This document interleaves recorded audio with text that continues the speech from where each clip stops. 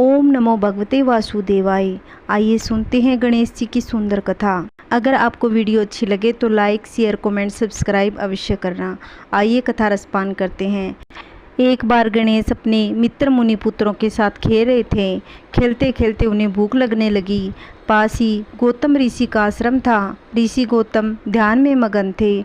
उनकी पत्नी अहिल्या रसोई में भोजन बना रही थी। गणेश जी आश्रम में गए और अहिल्या का ध्यान बढ़ते ही रसोई से सारा भोजन चुरा कर ले गए और अपने मित्रों के साथ खाने लगे। तब अहिल्या ने गौतम ऋषि का ध्यान भंग किया और बताया कि रसोई से भोजन गायब हो गया। ऋषि गौतम ने जंगल में जाकर देखा तो गणेश अपने मित्रों के साथ भोजन कर रहे थे। गौतम उन्हें पकड़कर माता पार्वती के पास ले गए। माता पार्वती ने चोरी की बात सुनी तो गणेश को एक कुटिया में ले जाकर बांध दिया। उन्हें बांधकर पार्वती कुटिया से बाहर आई तो उन्हें आभास होने लगा कि जैसे गणेश उनकी गोदी में हैं, लेकिन जब देखा तो गणेश कुटिया में बंधे दिखे। माता काम में लग गई। उन्हें थोड़ी देर बाद फिर आभास होने लगा जैसे गणेश शिव गुणों के साथ खेल रहे हैं। उन्हें कुटिया में जाकर देखा तो गणेश वहीं बंधे दिखे। अब माता को हर जगह गणेश दिखने लगे, कभी खेलते हुए, कभी भोजन करते हुए तो कभी रोते हुए।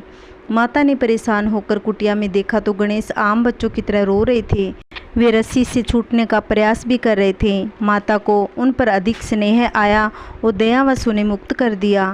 एक बार भगवान शिव के मन में एक बड़े यज्ञ के अनुष्ठान का विचार आया। विचार आते ही वे शीघ्र यज्ञ आरंभ करने की तैयारियों में जुट गए। सारे गणों को यज्ञ अनुष्ठान की अलग अलग जिम्मेदारियां सौंप दी गई। सबसे बड़ा काम था यज्ञ में सारे देवी देवताओं को आमंत्रित करना। आमंत्रण भेजने के लिए पात्र व्यक्ति का चुनाव किया जा रहा था, जो समय रहते सभी लोकों में जाकर वहां के देवताओं को सम्मान निमंत्रण दे आए। ऐसे में किसी ऐसे व्यक्ति का चयन किया जाना था जो तेजी से जाकर ये काम कर दे।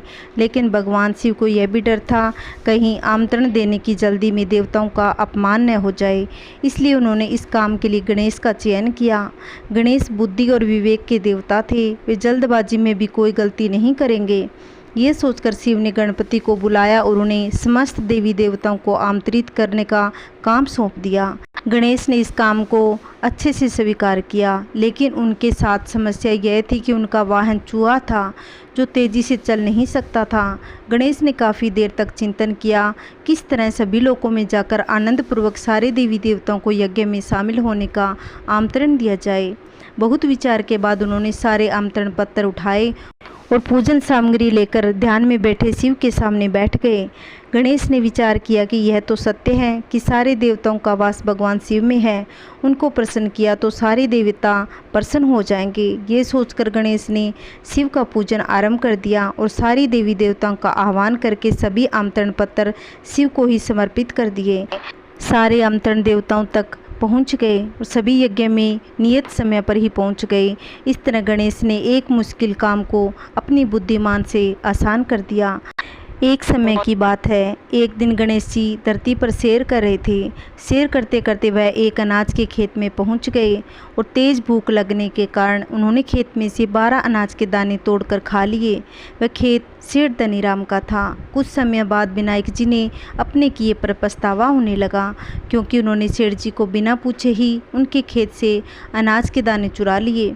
फिर गणेश जी ने सोचा कि अपने किए बुरे कर्म का प्रायश्चित तो करना पड़ेगा, इसलिए उन्होंने सेठ जी के यहाँ 12 साल के लिए नौकरी करने की ठान ली। और उसके बाद अगली ही सुबह विनायक जी 12-13 साल के एक लड़के का रूप लेकर नौकरी मांगने के लिए धनीराम सेठ जी के घर पहुँच गए। उन्होंने सेठ जी को अपना नाम गणेशा बताया।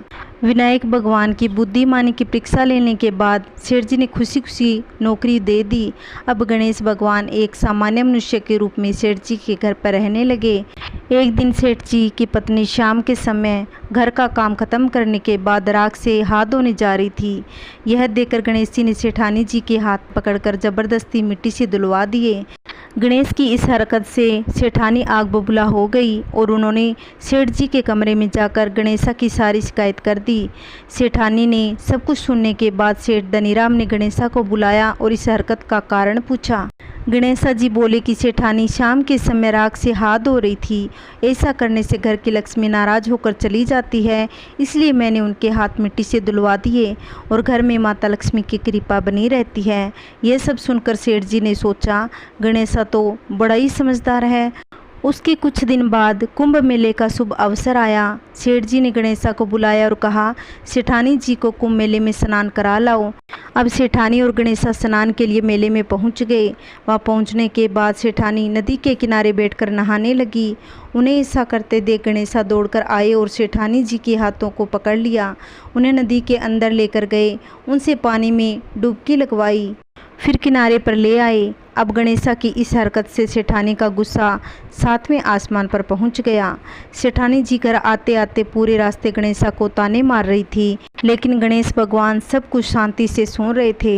घर आते ही सेठानी ने सेठ जी के पास फिर से गणेशा की शिकायत कर दी।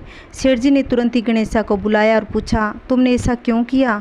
तो गणेश जी बोले, सेठ जी, सेठानी नदी के किनारे बैठकर गंदे पानी से नहा रही थी, तो मैंने उन्हें नदी में ले जाकर साफ पानी में डुबकी लगवा दी। ऐसा करने से उन्हें अगले जन्म में बहुत बड़ा राजपाट और वैभव मिलता है।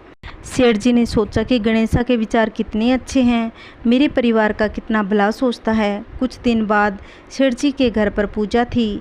पंडित जी आने के बाद सेठ जी ने गणेशा से कहा, जाओ सेठानी जी को बुला कर लाओ। सेठ जी की आज्ञा के अनुसार गणेश जी सेठानी को बुलाने गए। उस वक्त सेठानी काली चुनरी ओढ़कर कमरे से बाहर आ ही रही थी। यह देखकर विनायक जी ने वह काली चुनरी उतारकर फाड़ दी और कहा कि पूजा के लिए लाल रंग की चुनरी ओढ़कर आइए। सब सेठानी ज़्यादा नाराज हो गई और गणेशा पर चिल्लाने लगी। यह देखकर आवाज़ सुनकर सेठ जी वहाँ पर भागते हुए आए और पूछा कि क्या हुआ। तब सेठानी बोली, गणेशा ने मेरी चुनरी फाड़ दी। फिर सेठ जी ने फिर गणेशा को बहुत डांटा। जवाब में गणेश जी ने कहा कि सेठ जी पूजा में कभी काला वस्त्र नहीं पहनते, इससे शुभ काम सफल नहीं होते। ऐसा सुनकर सेठ जी ने सोचा कि गणेश जी तो बहुत ही समझदार है। इसी तरह लीला रचाते हुए उसी घर में 12 वर्ष बीत गए। फिर एक दिन सेठ जी ने नया कारोबार शुरू करने से पहले घर में पूजा रखी थी। पूजा करते करते उनको याद आया कि पूजा की सामग्री में गणेश भगवान की मूर्ति तो लाना ही भूल गए। तब उन्होंने अपने नौकर गणेशा को पूजा घर के भगवान विनायक जी मूर्ति लाने के लिए कहा। गणेशा बोला कि मुझे ही मूर्ति समझकर पूजा में विराजमान कर लीजिए, आपके सारे शुभ काम सफल हो जाएंगे। यह बात सुनकर सेठ जी गुस्सा हो गए। बोले, गणेशा तुम अब तक सेठानी के साथ मजाक करते थे, अब मुझसे भी करने लगे। उत्तर में गणेश जी ने मुस्कुराते हुए कहा, नहीं सेठ जी, मजाक नहीं कर रहा, मैं सत्य वचन कह रहा हूँ। इतना कहने के बाद गणेश जी अपने असली रूप में प्रकट हो गए।